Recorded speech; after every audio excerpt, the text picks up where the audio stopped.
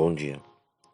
Que a graça e a paz do Senhor Jesus Cristo seja em sua vida, no seu lar, em seus negócios. Quero agradecer a Deus por permitir entregarmos nossas primícias a Ele e juntos desfrutarmos de mais um dia dessa palavra que se encontra no livro de Isaías, capítulo 38, versículos 1 e 2, 4 a 8. Naqueles dias, Ezequias adoeceu e ficou à beira da morte. Então, o profeta Isaías, filho de Amós, foi visitá-lo e lhe disse: Assim diz o Senhor: põe em ordem a tua casa, porque morrerás e não viverás. Então Ezequias virou o rosto para a parede, orou ao Senhor. Então a palavra do Senhor veio a Isaías, dizendo: Vai e dize a Ezequias: Assim diz o Senhor, o Deus de Davi, teu pai: Ouvi a tua oração e vi as tuas lágrimas. Acrescentarei 15 anos à tua vida. Livrarei a ti e a esta cidade das mãos do rei da Síria. Defenderei a cidade. Este será o sinal da parte do Senhor, de que cumprirá o que prometeu. Farei a sombra do relógio de Acaz voltar atrás 10 graus da distância que já avançou com o sol.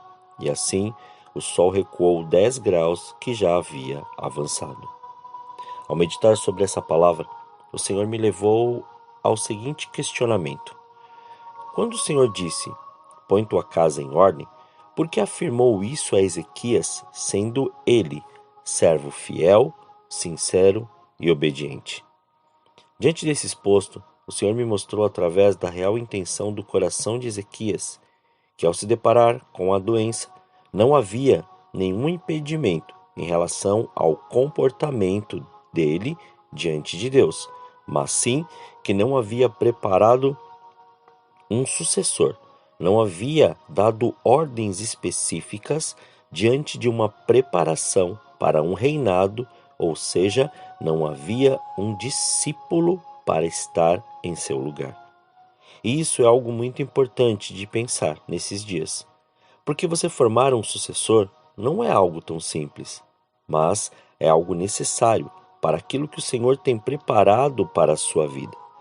Aí vamos verificar que Ezequias tinha feito tudo o que o Senhor ordenou e andou em sinceridade, obediência e fidelidade. Mas a ordem do Senhor a Ezequias foi direta, porque também é responsabilidade nossa ensinar e mostrar o caminho, ou seja, fazer com que haja sucessão daquilo que o Senhor colocou em suas mãos, bem como a unção sobre as nossas vidas.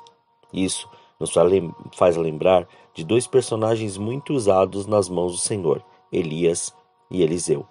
Pois Elias, mesmo sendo moço, ou mesmo tendo um moço andando com ele e ensinando, teve que ir ao encontro de Eliseu, colocar a capa e chamá-lo. Porque não é o fato de andar com a pessoa que o remete a herdar ou suceder, mas o que está dentro do coração da pessoa que o levará a reconhecer este caminho e renunciar todas as coisas desta terra por amor ao Senhor. Olhe o que diz sobre isso no primeiro livro de Reis, capítulo 19, versículos 19 a 21. Elias partiu dali e encontrou Eliseu, filho de Safate, que arava com 12 juntas de bois adiante dele, e ele estava com a 12ª. Elias se aproximou de Eliseu e lançou sua capa sobre ele. Então, deixando os bois, Eliseu correu até Elias e disse: Deixe-me beijar meu pai e minha mãe, então te seguirei. Elias respondeu: Vai e volta.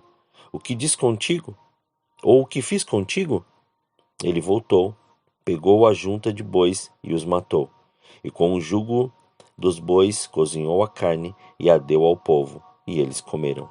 Então ele se levantou e passou a seguir Elias e a servi-lo. Conseguiu pegar a direção ou entender a direção que o Senhor revelou? Elias colocou a capa sobre Eliseu. E ele, já com o entendimento do seu chamado, não pensou duas vezes. Pois uma vez que você entende o que o Senhor te chamou para fazer, não tem como recusar seu chamado. Elias não prometeu nada, não disse que ele teria mais coisas, Não falou sobre sua reputação. Não mencionou nada em relação a onde dormir ou o que fazer. Assim é o treinamento sobre sucessão. Isso é o discipulado que Jesus tem nos ensinado. Não questionamos o chamado, só nos posicionamos diante do que o Senhor nos ordenou a fazer. Eliseu aceitou e logo pôde contemplar toda a caminhada do seu mestre, e no momento oportuno foi condecorado com a porção dobrada da unção de Elias, quando o viu sendo levado por um redemoinho, como vemos descrito no segundo livro de Reis, capítulo 2, versículos 9 a 12. Depois que passaram, Elias disse a Eliseu: Pede-me o que queres que eu te faça antes que seja levado de ti. Eliseu disse: Peço-te porção dobrada do teu espírito. Elias respondeu: Pediste algo muito difícil. Entretanto, se me vires quando eu for levado de ti, assim te fará. Porém, se não me vires, não se fará. Enquanto eles estavam caminhando e conversando, um carro de fogo com cavalos de fogo separou-os um do outro, e Elias subiu ao céu num redemoinho. E isso foi de testemunho para Eliseu, durante sua vida e suas ações em obediência ao Senhor. Mas vale ressaltar que não houve a mesma atenção que Elias teve por Eliseu, porque Elias teve sucessor, mas Eliseu não. Aqui fica um alerta diante do que o Senhor tem nos mostrado e revelado. O Senhor só nos entrega algo para multiplicarmos, pois se ficarmos orgulhosos por aquilo que nos deu e não prepararmos discípulos sucessores, não haverá continuidade. Você entendeu que a sucessão é importante diante daquilo que o Senhor tem preparado para nós? Grandes empresas, grandes impérios, grandes lugares só minguaram e deixaram de existir porque não houve sucessão. E vamos ao entendimento de novo. Sucessão é a renúncia dos desejos e vontades desta terra para atingir algo maior. Ainda que te dê posses, bens, condição financeira, sucessão é a continuidade, é o crescimento, é a multiplicação do que foi entregue em suas mãos. Sucessão nunca será esbanjar, parar, menosprezar ou até mesmo ignorar a continuidade, o crescimento e a multiplicação. A sucessão sempre nos levará a grandes conquistas e a milagres grandiosos.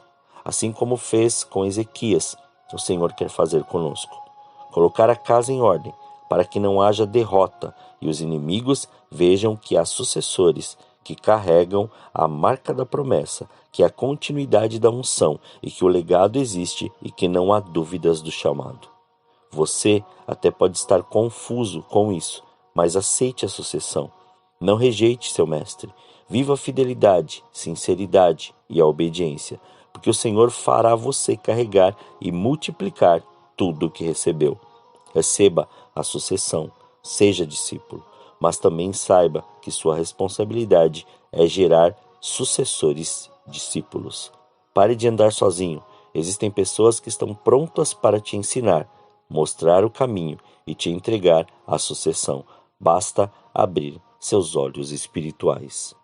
Oremos. Senhor, nós te louvamos e te agradecemos, Pai.